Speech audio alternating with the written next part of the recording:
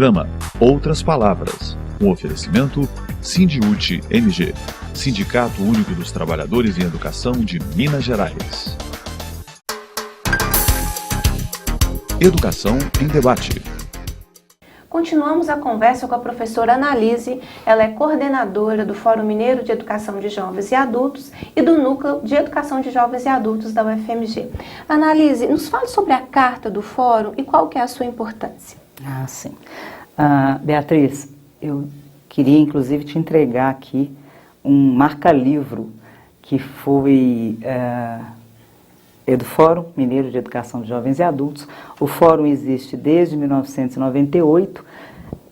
Os fóruns no país inteiro, Beatriz, existem desde 1997. O primeiro foi o do Rio de Janeiro, o nosso é de 1998. E desde então, nós nos fóruns reunimos sociedade civil, gestores, movimentos sociais, estudantes, educadores, para discutir e para ver quais são as nossas possibilidades de apontar propostas que possam incidir na elaboração de políticas públicas de educação de jovens e adultos. Em relação a isso, pensando agora o momento da campanha eleitoral, nós produzimos um documento. O documento do Fórum Mineiro foi deliberado no dia 8 de agosto e é um documento que traz o conjunto das propostas que foram discutidas no Fórum de Educação de Jovens e Adultos a partir dos encontros que nós temos, que são encontros nacionais, os ENEJAs, os Encontros Nacionais de Educação de Jovens e Adultos. Eu queria inclusive deixar com você uma cópia. Nós encaminhamos cópia desse documento aos candidatos a deputados estaduais, federais, governador, presidente da República, senadores, e nos interessa muito que o Sindicato dos Trabalhadores em Educação de Minas Gerais tenha acesso a esse documento e acompanhe junto conosco. É um conjunto de proposições que mostra quais são os desafios da educação de jovens e adultos que nós precisamos enfrentar para efetivamente podermos dizer que este país pagou a sua dívida social com aqueles cidadãos brasileiros que têm 15 ou mais anos de idade e que não têm a sua escolaridade complementada de acordo com o que recomenda a Constituição Federal e a Lei de Diretrizes e Bases da Educação Nacional. Ainda sobre a questão das propostas que a gente tem encaminhado, eu queria falar um pouco sobre os desafios que a gente tem vivenciado na educação de jovens e adultos. Não são pequenos, são muitos. Um deles tem a ver com entender que a alfabetização é a etapa, é o momento inicial da educação de jovens e adultos. Não é separado, é o momento inicial. Alfabetiza-se e se dá continuidade ao ensino fundamental. Da forma como tem sido tratado hoje por alguns governos, inclusive pelo governo do Estado de Minas Gerais, a educação de jovens e adultos é tratada na alfabetização, mas depois não se dá continuidade. Nós não temos vagas garantidas nas escolas para todos os educandos da educação de jovens e adultos. Se nós formos trabalhar com um dado bem recente, esse dado é de 2013, tá? Se nós formos trabalhar com esse dado, que é da PNAD, nós vamos ver que só a região metropolitana de Belo Horizonte tem 181.295 pessoas analfabetas. Eu não estou falando daquelas que não concluíram o ensino fundamental ou não concluíram o ensino médio. Estou falando só das analfabetas. E mesmo assim, parte significativa dos municípios da região metropolitana de Belo Horizonte vem recebendo o prêmio de município livre do analfabetismo, com um dado dessa ordem. Esse é um dos desafios, é dar conta de que a alfabetização seja aí entendida como o início da educação de jovens e adultos, e não como algo separado. Um outro desafio enorme que nós vivemos é o do financiamento, Beatriz. Financiamento é desafio para todos, né?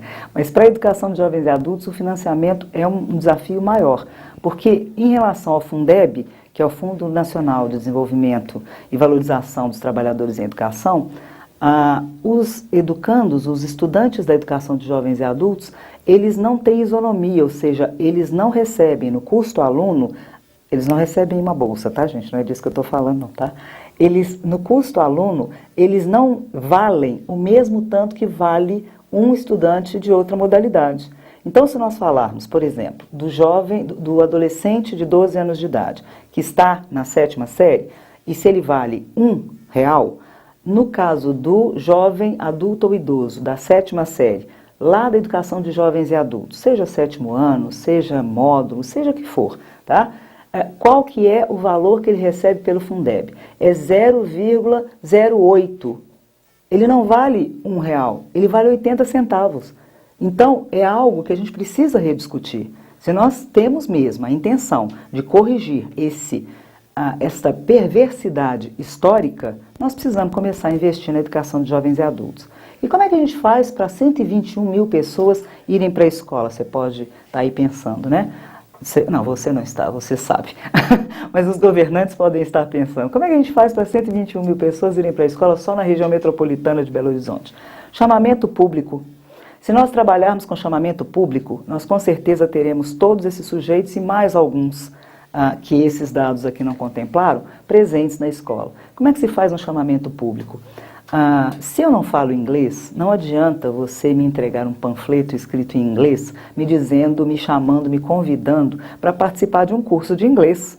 Da mesma forma, se o sujeito é analfabeto, não adianta entregar um bilhete para ele ou pregar um outdoor. É fundamental que a gente comece a colocar pessoas com megafone indo para os interiores, para os glotões, dizendo para as pessoas, olha, quem quiser se alfabetizar, olha, tem vaga para quem não terminou o fundamental, olha, se você não acabou a 8ª série, tem vaga. É fundamental que a gente faça chamamento público, é fundamental que o governo, tanto federal quanto estadual, vão para a mídia, vão para a televisão, no horário nobre. É no horário nobre, não é para fazer isso de madrugada. É durante o intervalo da novela, é durante o jornal que se assiste muito, que o governo vá à mídia para dizer para as pessoas, o direito é seu, ele está garantido e você faz jus a ele. Bom, esses são alguns dos desafios. Eu poderia te falar de vários outros, né? O desafio da formação dos professores, né? Esse é outro desafio. Recentemente, na Universidade Federal de Minas Gerais, no curso de Pedagogia, na Faculdade de Educação, consultados a respeito da complementação de que as pessoas querem fazer, e elas têm várias opções, elas podem optar pela educação infantil, por educação social, por gestão e por educação de jovens e adultos. Perguntadas sobre o que desejam fazer, 3 estudantes manifestaram o desejo de cursar a complementação em educação de jovens e adultos. Em 4 turmas, que foi onde eu tive a oportunidade de conversar com os estudantes sobre isso, a resposta que eles me dão é, mas para que, professora? Não existe concurso para a educação de jovens e adultos. As prefeituras municipais, as secretarias municipais estão fechando as turmas de educação de jovens e adultos. Para que é que eu vou fazer complementação em algo que depois eu não vou conseguir trabalhar? E aí o que a gente tem com isso, Beatriz? A gente tem com isso pessoas que são formadas para atuar com outros sujeitos que não são essas pessoas de 15 anos ou mais, das quais nós estamos falando aqui, e que acabam utilizando metodologias equivocadas e que acabam não contribuindo para a formação desses sujeitos e para que efetivamente a educação cumpra o papel social que ela deve cumprir junto a eles. Então, formação de professor é algo também que é fundamental e que é muito importante para os fóruns que o governo federal, que o governo estadual, que os governos municipais centrem fogo nisso. Analise, recentemente você foi organizadora de um livro que é Diálogos com as Juventudes Presentes na EJA. Conta um pouco dessa história desse livro para gente. Com prazer, Beatriz. A história desse livro é a seguinte, nós fizemos um curso de especialização que foi ofertado a prefeituras mineiras e 11 municípios responderam concordando em participar. No primeiro semestre do curso, os professores propuseram atividades para desenvolver na escola, junto às juventudes com as quais eles trabalhavam lá na educação de jovens e adultos. No segundo semestre, eles elaboraram artigos que relatavam e faziam a reflexão sobre as práticas que haviam desenvolvido. E no terceiro semestre, então, eles foram agrupados por temáticas e produziram os 9 artigos maravilhosos que vocês podem encontrar aqui nesse livro, que foi editado pela Masa Edições e que é o Juventudes, Diálogos com as Juventudes Presentes na Educação de Jovens e Adultos. Aqui nós temos a temática das diferentes diferenças. Aqui a gente conversa um pouco a respeito da importância da relação das juventudes com a etnia e a raça na educação de jovens e adultos. Esses sujeitos são em grande maioria negros. Trabalhamos também com a questão do gênero. Nós temos um número significativo de mulheres entre esses sujeitos. Trabalhamos também com a questão dos LGBTs que estão na educação de jovens e adultos e estão muito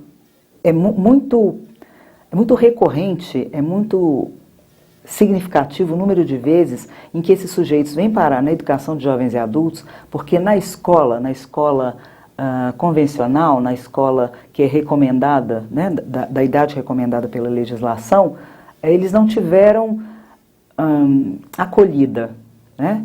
E essa acolhida a gente sabe que não acontece por diversos motivos. Vai desde o bullying por parte dos colegas até a formação não adequada por parte dos professores, até a reação, às vezes violenta, por parte de alguns sujeitos envolvidos. E nós sabemos que o espaço e o momento para se tentar solução, né, para se tentar possíveis alternativas para esses desafios, não é de jogar a culpa em ninguém, é a de distribuirmos responsabilidades. E foi com essa intenção de distribuir responsabilidades e assumir as responsabilidades que eram suas, que os 80 educadores que dialogam conosco nesse livro se manifestam e dizem as possibilidades que eles avaliam que existe para que a gente faça um trabalho de qualidade social, um trabalho que considere que essa juventude tem a marca de ser a juventude trabalhadora. Não necessariamente de carteira assinada, não necessariamente no trabalho formal, não necessariamente no trabalho legal, mas com toda certeza, num trabalho que precisa ser trabalhado e que precisa ser qualificado. Diferentemente de alguns programas que a gente tem por aí que apontam a qualificação para um trabalho que não existe, ou para o mercado de trabalho que deprecia e que cada vez mais desumaniza as relações dos sujeitos, a ideia que se tem em relação às juventudes que estão presentes na educação de jovens e adultos é a ideia de entendê-las da perspectiva da positividade. São sujeitos, são nossos filhos, são nossos irmãos, são pessoas com as quais nós convivemos no dia a dia e que não há motivo para pensarmos em não conviver nas escolas, nas turmas de educação de jovens e adultos. Uma última questão que eu gostaria de abordar, Beatriz, tem a ver com aquilo que se chama de evasão na educação de jovens e adultos. Paulo Freire já nos dizia há algum tempo que os sujeitos da educação de jovens e adultos são trabalhadores, portanto eles não evadem. Eles têm saídas temporárias quando vão trabalhar, quando vão cuidar de um parente que está adoentado, quando vão buscar emprego, quando estão adoentados, como agora, né, você tem trabalho sazonal em relação a festas de final de ano, e aí então eles vão para o mercado de trabalho. Vão porque são sujeitos que não são das classes abastadas e que precisam se sustentar e sustentar por vezes suas famílias. E nós precisamos começar a pensar flexibilidades para a educação de jovens e adultos. Flexibilidade curricular, flexibilidade de horário, flexibilidade de temáticas a serem pensadas e propostas, para que esses sujeitos não tenham suas turmas fechadas, como nós temos visto acontecer. Como se fossem pessoas, como se fossem estudantes e não trabalhadores que estudam. Beatriz, eu quero agradecer muito a oportunidade de estar aqui com você no Outras Palavras. Para nós da educação de jovens e adultos, uma satisfação enorme. Sempre que houver uma brechinha, nos chame. Vai ser um prazer estar com você e com seus telespectadores. Muito obrigada. Nós é que agradecemos. Você teve a oportunidade de conhecer um pouco mais sobre o Fórum Mineiro de Educação de Jovens e Adultos, sobre a importância da educação de jovens e adultos, na conversa com a professora Annalise. E parabenizá-la também pela organização deste livro. Muito obrigada.